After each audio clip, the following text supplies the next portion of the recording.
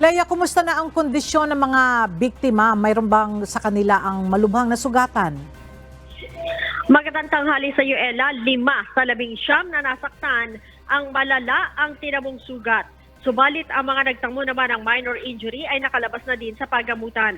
Kabilang sa mga nasugatan ay ang 6 na tauhan ng Philippine National Police, 3 sa Philippine Coast Guard, 5 ang tauhan ng Bureau of Fire Protection at 5 naman ang Philippine Marines.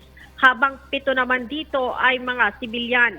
Sa report na nakarating sa Campo Crame, Ella, sa 11 na miyembro ng Law Enforcement Agency na nasugatan, 5 dito ang patuloy pa rin ginagamot sa mga ospital. Sa isinagawang investigasyon, magkakasama ang mga unit ng PNP, TCG, BFP at Philippine Marines para sa disposal ng iba't ibang klase ng paputok na magkaroon ng tinatawag na premature detonation o maagang pagsabog, dahilan para masugatan ang mga biktima. Bukod sa mga nasugatan, 3 sasakyan din, Ella, na mga otoridad ang napinsala. Patuloy pa ang investigasyon ng mga otoridad upang matukoy ang dahilan ng pagsabog. Ella? Alright, maraming salamat, Leia Ilagan.